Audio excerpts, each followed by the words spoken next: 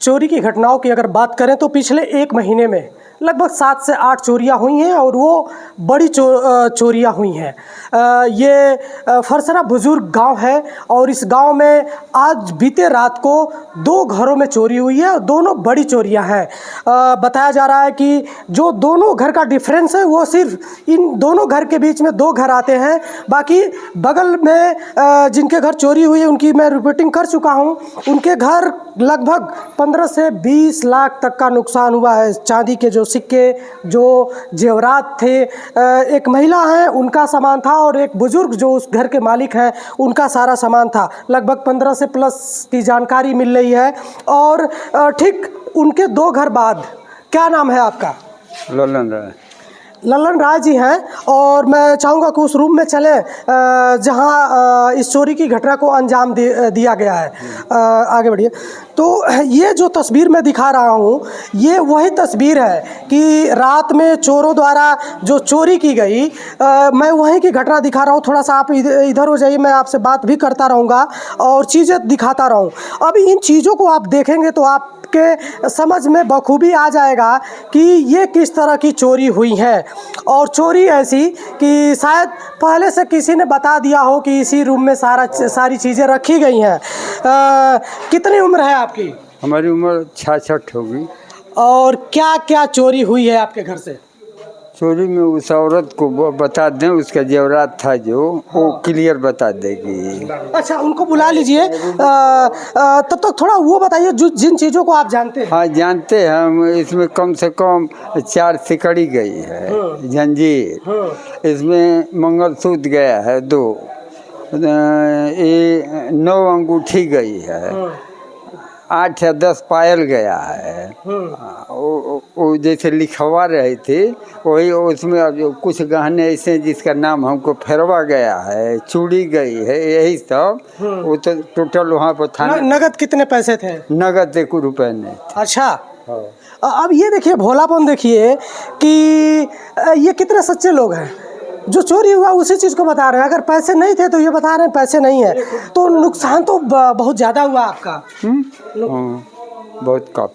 बहुत काफ़ी नुकसान है। जो चीज़ें आप अपने समय से लेकर अब तक जो बनाए थे। अरे हम 38 साल नौकरी करके बनाए थे। आज जो है कि लोग नौकरी चाकरी कर रहे हैं, टोटल निकल गया, कुछ नहीं बचा है।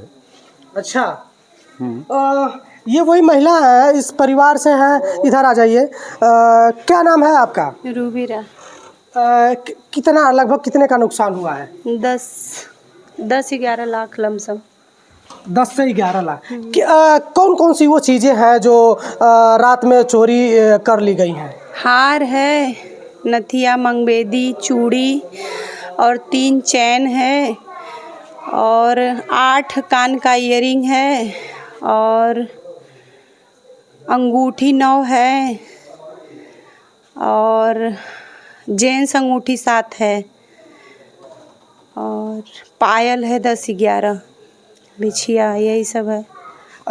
टोटल कुछ नगद 3 मंगलसूत्र है। कुछ नगद अमाउंट भी था? नहीं, नगद नहीं था। नगद पैसे नहीं थे। तो ये टोटल जो चीज़ें जो नाम आप बताई हैं लगभग कितने का, एक नियर अबाउट कितने का नुकसान हुआ है? वही 10 लाख तक नुकसान हुआ है। 10 से 15। ये चीज़ें किसी पे शक भी जा रहा है? किसी का नाम आप लोगों ने दिया है? नहीं, मेरे को शक नहीं है। मैं यहाँ रहती भी नहीं हूँ, मेरे को शक नहीं है।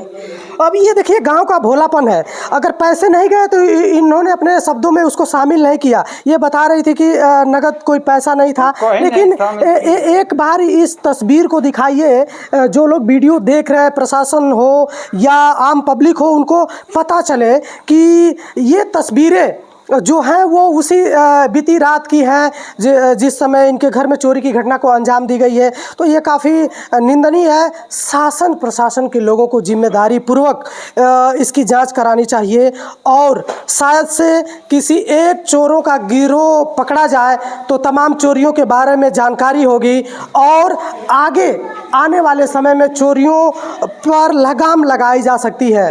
काफ़ी मायूस लोग हैं। आप अंदाज़ा लगा सकते हैं कि चोरी जिनके घर हुई है तो क्या स्थिति। क्या नाम है आपका? हरिशंकर है। ये आपका घर है? जी हमारा ही घर है। कहाँ रहते हैं आप? हम यहाँ रहते नहीं, बाहर रहते हैं आजमगढ़। रात में थे कि नहीं थे आप? नहीं, रात में हम सुबह आए हैं। सूचना गई है तब? सूचना जाने के तो प्रशासन के लोग आए थे, पुलिस वाले? हाँ, पुलिस आई थी, फॉरेंसिक टीम भी आई हुई थी। हाँ। अपना आप देखते हैं क्या जांच देते हैं वो लोग। बोल तो रहे हैं कि हाँ जल्द से जल्द इसका हम निस्तारण करते हैं।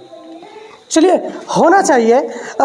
जैसे कि आप वीडियो में देख चुके हैं उन तस्वीरों को, इनके बयानों को भी सुन चुके हैं कि ये कितने का नुकसान हुआ है यहाँ पर।